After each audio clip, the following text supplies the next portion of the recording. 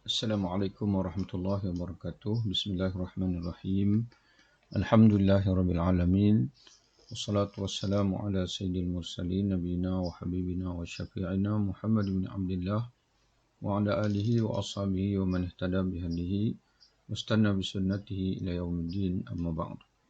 Tuan-tuan puan-puan yang dirahmati oleh Allah Subhanahu wa taala, insyaallah pada kali ini kita akan cuba untuk menjawab satu persoalan fiqh bersempena dengan kedatangan musim korban ini insya-Allah yang tidak lama lagi, iaitu bagaimana untuk kita mengagihkan daging korban daripada ibadah korban yang kita lakukan mengikut sebagaimana yang digariskan oleh syariat kita, khususnya dalam fiqh mazhab al-Imam Asy-Syafi'i rahimahullah.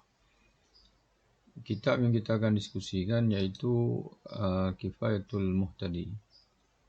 Kitab Kifayatul Muhtadi ini asalnya merupakan kitab Jawi yang ditulis oleh Syekh Muhammad Nur bin Muhammad bin Ismail Al-Fatani. Ini penulisnya ni. Dan kitab ini syarah kepada Sulam Al-Mubtadi. Sulam Al-Mubtadi dikarang oleh Syekh Daud bin Abdullah Al-Fatani. Kitab berkenaan dengan ibadah korban ini, khususnya yang menjadi perbahasan kita pada kali ini, berada dalam muka surat 236 dalam edisi Rumi yang diterbitkan oleh Al-Hidayah Publisher. Jadi tuan-tuan yang ada kitab ini boleh rujuk insya-Allah.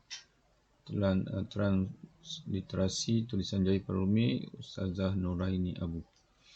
Okey, kita tengok perenggan dalam muka surat 236, ya, perenggan yang ketiga, mula daripada perenggan ketiga. Bismillahirrahmanirrahim. Alhamdulillah wassalatu wassalamu ala Rasulillah. Qal musannif Syekh Daud ibn Abdullah Al-Fatani wa syarihu Syekh Muhammad Nur Al-Fatani. Dan tiada harus dimakan. Ini yang dibolkan ini, huruf gelap ini adalah matan Sulam Al-Mubtadi. Adapun yang di antara matan ni itu adalah Kifayah Al-Muhtadi. Dan tiada harus dimakan suatu daripada korban jika korban itu daripada nazar. Jadi kalau korban nazar tidak harus kita makan. Demikian lagi segala orang yang wajib atasnya nafkahnya. Bukan saja orang yang buat korban tak boleh makan, malah orang yang berada di bawah tanggungan nafkah si pelaku korban pun tak boleh makan juga. Orang-orang yang wajib dinafkahinya, dinafkahinya pun tak boleh makan juga. Bahkan kalau tak boleh makan, macam mana kita nak apa yang seharusnya kita lakukan kepada daging korban nazar itu? Maka kata Syekh Muhammad Nur, bahkan wajib ia sedekahkan. Yang wajib ia sedekahkan lagi mentah. Dia sedekahkan lagi mentah, yakni dalam keadaan mentah. Dengan sekaliannya hingga kulitnya dan tanduknya. Maka jika ia makan suatu daripadanya, wajib digantikan dia. Jadi kalau dia makan walaupun sikit, wajib dia ganti. Hatta kulit, tanduk dan sebagainya hendaklah disedekahkan. Jadi bila sebut sedekah ini, maka sudah tentulah kepada fakir, miskin. Dan harus lagi sunat. Bukan sekadar harus, bahkan sunat kata dia, dimakan daripada korban yang sunat. Dan wajib disedekahkan daging yang mentah kadar namanya sedekah. Yakni jika sedikit sekalipun, seumpama setengah kati lebih kurang. Jadi bagi korban sunat, bukan nazar, harus untuk kita makan. Harus untuk kita makan. Namun jangan makan semua. Kata dia wajib disedekahkan. Wajib disedekahkan daging yang mentah daripada korban kita itu, walaupun kita boleh makan, tapi ada sebahagian daripadanya wajib kita sedekahkan. Sedekah bukan setelah dimasak, kata dia, daging yang mentah. dalam keadaan daging yang mentah. Okey, ini dalam keadaan yang mentah. Berapa banyak yang kita nak kena sedekahkan itu? Wajib sedekahkan itu. Kadar namanya sedekah. Tidak ada had yang tertentu. Tapi mesti sekurang-kurangnya satu kadar yang dipanggil dengan sedekah. Yakni jika sedikit sekalipun. Maknanya jika sedikit sekalipun, seumpama setengah kati lebih kurang. Setengah kati lebih kurang. Setengah kati ini lebih sedikit setengah kilo. Lebih kurang kita kata dalam 600 gram. 600 gram. Jadi kalau setengah kati ni lebih kurang dalam kita kata 300 gram. Tapi seeloknya kita berilah setengah kilo. Setengah kilo. Itu sekurang-kurangnya. Tetapi sunat ia makan daripada hatinya. Walaupun tapi sunat ia makan daripada hatinya, maka disedekahkan yang lainnya sekaliannya kepada fuqara dan masakin. Ini yang paling baiklah. Jadi harus harus kita panggil. Boleh kalau kita nak makan semua pun boleh. Tapi dengan syarat sebahagian walaupun sedikit yang kita sedekahkan kepada fakir miskin. Contohnya disebut bagi contoh tadi, iaitu setengah kati lebih kurang. Ataupun kita kata pada setengah kilo lah. Setengah kilo kita sebutnya. Tapi yang paling baik sekali ialah kita makan sikit iaitu hati. Kita makan sedikit saja. Bukan beri sedikit pada fakir miskin. Tidak bagi banyak pada fakir miskin. Kita makan sikit saja.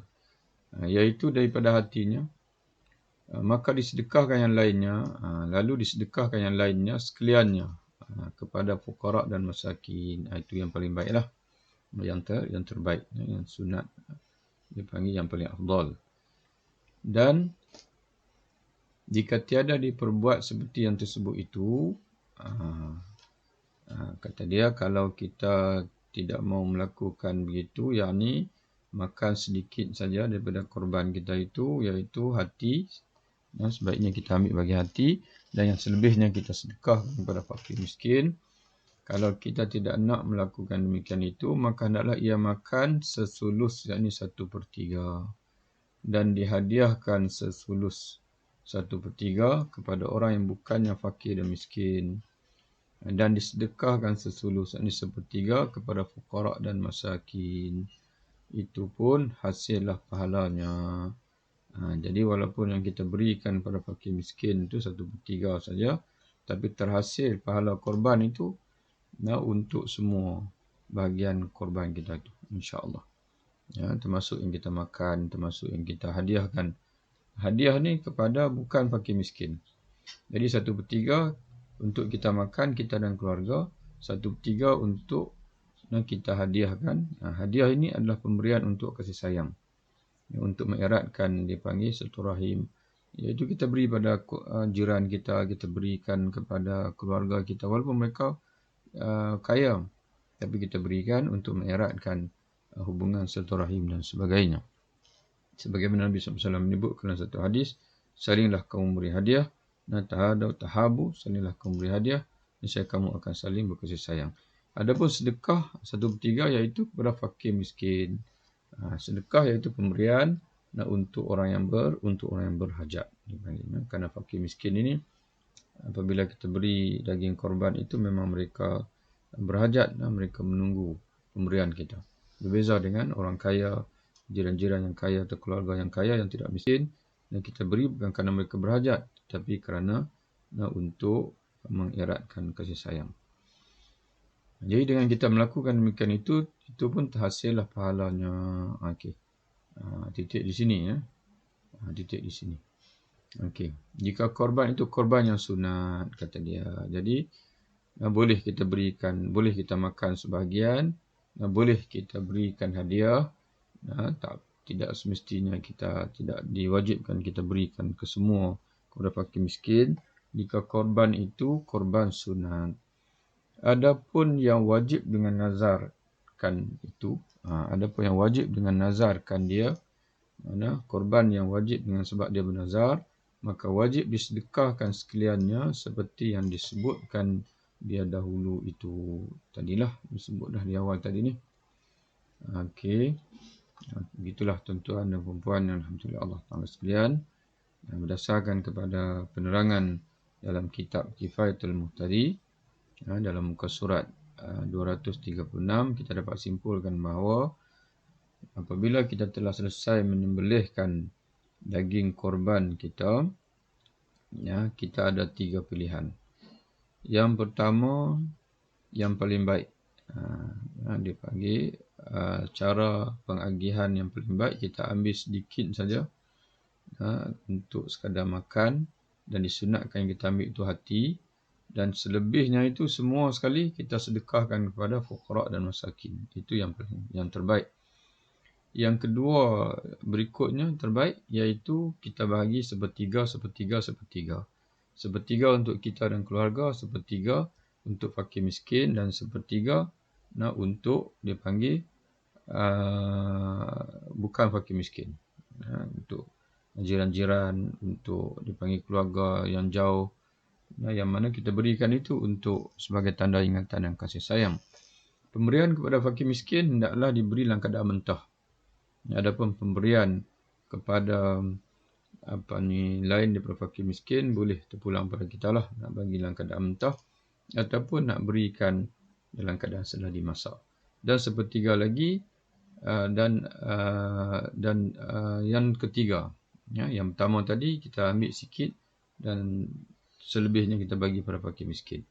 Yang kedua terbaik, iaitu kita bagi sepertiga, sepertiga, sepertiga. Adapun yang ketiga, yang paling bawah sekali, ialah kita beri sedikit pada fakir miskin, sekurang-kurangnya kalau ikut pengarang setengah kati, tapi kita sebut tadi biarlah kita sekurang-kurangnya setengah kilo, dan kalau sekilo lagi baik, kita beri pada fakir miskin dalam keadaan mentah, dan selebihnya itu bolehlah kita makan. Tapi itu bukanlah cara yang terbaik, cuma diharuskan, dibolehkan. Jadi ala kulli hal, tuan-tuan dan puan-puan yang melakukan ibadah korban, jangan lupa hak fakir miskin. Jangan lupa hak fakir miskin.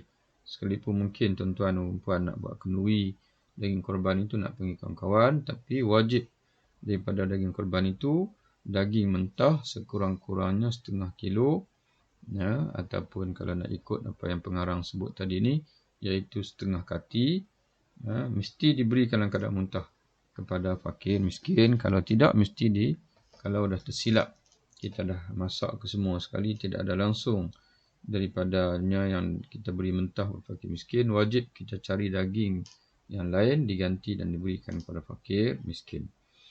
Selain daripada itu, yang tidak disebut dalam kitab ini, yang termasuk yang tidak harus kita makan juga, ialah korban yang kita lakukan bagi pihak orang lain. Contohnya, kita melakukan korban bagi pihak si mati. Itu pun tidak harus kita makan, tidak harus kita jamah walaupun sedikit, dan kesemuanya menjadi hak fakir miskin. Dalam mazhab Syafi'i, korban untuk orang yang mati hanya boleh kita lakukan kalau dia berwasiat semasa hayat dia. Kalau dia berwasiat pada semasa hayat dia. Kalau dia tidak berwasiat, maka boleh kita lakukan, tapi dengan bertaklid pada mazhab yang lain. Kerana mazhab Syafi'i tidak sah korban untuk orang lain melainkan dengan keizinan daripada dia. Termasuk keizinan daripada si mati, iaitu dengan dia berpesan kepada kita semasa dia masih hidup dahulu. Demikianlah tuan-tuan dan puan sekalian, mudah-mudahan beri manfaat untuk kita bersama insya-Allah. Wabillahi taufiq. Assalamualaikum warahmatullahi wabarakatuh.